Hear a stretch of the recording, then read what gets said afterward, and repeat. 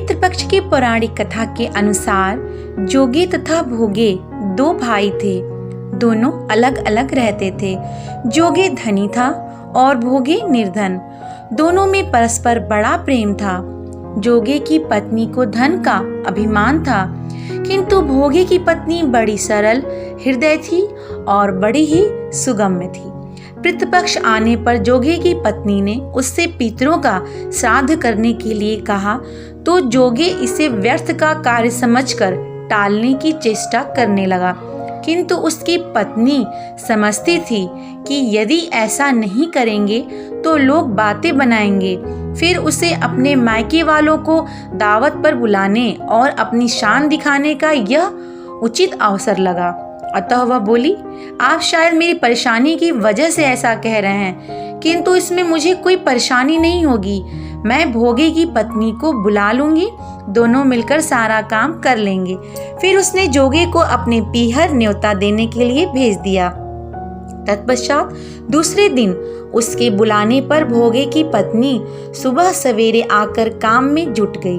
उसने रसोई तैयार की, अनेक पकवान बनाए, फिर सभी काम निपटाकर अपने घर आ गई। आखिर उसे भी तो पितरों का श्राद्ध तर्पण करना था।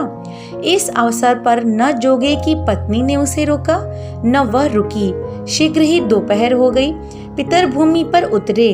जोगे भोगे के पितर पहले जोगे के यहाँ गए तो क्या देखते हैं कि उसके ससुराल वाले वहाँ भोजन पर जुटे हुए हैं। निराश होकर वे भोगे के यहाँ गए। वहाँ क्या था? मात्र पितरों के नाम पर अगियारी दे दी गई थी। पितरों ने उसकी राख चाटी और भूखे ही नदी के तट पर जा पहुँचे। थोड़ी देर में सारे पितर इकट्ठे हो गए और अपने अपने यहाँ के श्राद्धों की बड़ाई करने लगे। जोगे भोगे के पितरों ने भी अपनी आप बीती सुनाई। फिर वे सोचने लगे, अगर भोगे समर्थ होता तो शायद उन्हें भूखा न रहना पड़ता, मगर भोगे के घर में तो 2 जून की रोटी भी खाने को नहीं थी। यही सब सोचकर उन्हें भोगे पर दया आ गई। अचानक वे नाच नाच कर गाने लगे, भोगे के घर धन हो जाए, भोगे के घर धन हो जाए। सांझ होने को आई। भोगे के बच्चों को कुछ भी खाने को नहीं मिला था। उन्होंने माँ से कहा, भूख लगी है। तब उन्हें टालने की गरज से भोगे की पत्नी ने कहा, जाओ, आंगन में हौदी औंधी रखी है, उसे जाकर खोल लो और जो कुछ मिले बांट कर खा लेना। बच्चे वहां पहुंचे तो क्या देखते हैं कि हौदी मोहरों से भरी पड़ी है। वे दौड़े दौड़े माँ के पास पहुंचे और उसने सारी बातें अपनी माँ को बताई। आंगन में आकर भोगे की पत्नी ने यह सब कुछ देखा तो वह भी हैरान रह गई। इस प्रकार भोगे भी धनी हो गया, मगर धन पाकर वह घमंडी नहीं हुआ।